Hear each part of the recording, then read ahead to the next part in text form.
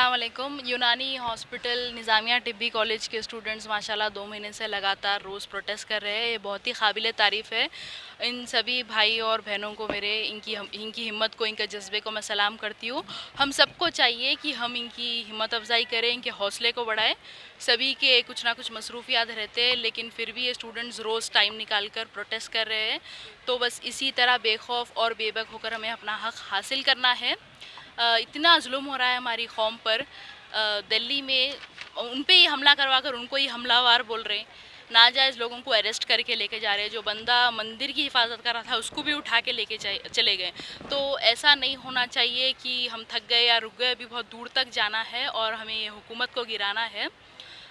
जो कुछ लोग और कुछ अनभक्त बोल रहे कि हमको गलतफहमी है, सीए और एनपीआर से किसी का कुछ नुकसान नहीं होगा। सिर्फ अनभक्ति नहीं, उसमें कुछ हमारे हिंदू भाई भी है जो ऐसा बोल रहे। शायद उनको पूरी जानकारी नहीं है। मैं उन सब से ये कहना चाहूँगी कि गलतफहमी हम लोग को नहीं है, गलतफहमी तो आप लोगों को है। हमारे लीडर्स हमें गुमराह नहीं कर रहे, बीजेपी गवर्नमेंट आपको गुमराह कर रही। क्योंकि एनपीआर या एनआरसी के लिए डॉक्यूमेंट सिर्फ मुसलमानों को ही नहीं, हिंदू, सिख, क्रिश्चियन सबको बताना है। सिटीजनशिप प्रूफ करने के लिए सभी को लाइन में ठहरना है। बाद में सबको सिटीजनशिप मिल जाएंगी, मुसलमानों को नहीं मिलेंगी। लेकिन पहले आपसे भी सिटीजनशिप आपकी छीनी जाएगी। आपके जो वोटिंग राइट्स है, प्रॉपर्टी है, जो बैंक बैलेंस है, वो चले जाएगा। उसके बाद आपको सिटीजनशिप मिलेगी। बहुत लंबा प्रोसेस होगा और उसके बाद क्या वो दलित्स, एससीज और एसटीज़ के राइट्स क्या वो बरकरार रहने वाले हैं?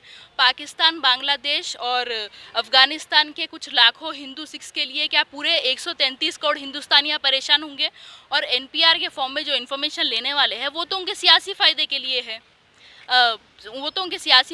लिए है। और अगर एनपीआर नॉर्मल सेंसस है तो मदर टंग और पेरेंट्स की डेट ऑफ बर्थ और प्लेस ऑफ बर्थ पूछने का मकसद क्या है?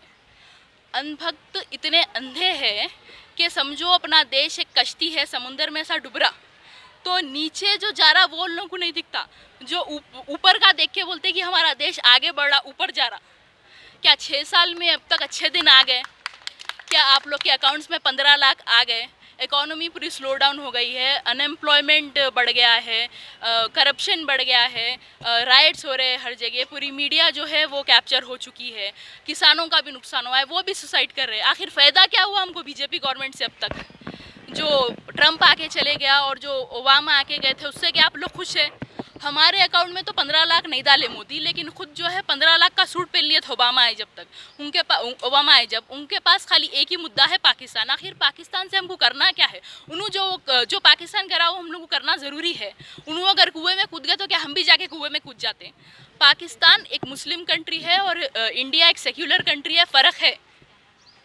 चाहे देश पूरा बर्बाद हो जाए, डूब जाए, लेकिन मुसलमान मरना चाहिए, उनको यहाँ से निकाल देना चाहिए। ये सोच है भक्तों की। ये तो वही बात हो गई कि चाहे पति मर जाए लेकिन सौतन विधवा होनी चाहिए। लगेगी आग तो जाएगी घर का इज्जत में। यहाँ पे सिर्फ हमारा मकान थोड़ी है। मुसलमानों का बराबर का हक है हिंदुस्तान के ऊपर। कुछ लोग बोलते हैं कि 17 करोड़ है, शायद 25 करोड़ है या 30 करोड़ है, लेकिन जितने भी है हम कोई हिंदुस्तान छोड़ के जाने वाले हैं नहीं। हिंदू, मुस्लिम, सिख, ईसाई आपस में है भाई भाई, और यही हिंदुस्तान की खूबसूरती है। इसको बरकरार रखने के लिए हमारे हिंदू भाइयों को आगे आना पड़ेगा। और हमारे सिख भाई तो बेमिसाल है। जो कोरोना वायरस से डर रहे आप लोग, कोरोना वायरस से डेंजर ये कम्युनल वायरस है जिसको अमित शाह और मोदी फैला रहे हैं पूरे हिंदुस्तान में। तो कोरोना वायरस के लिए तो आप लोग एहतियात करिए, लेकिन इस कम्युनल वायरस के लिए भी एहतियात करिए।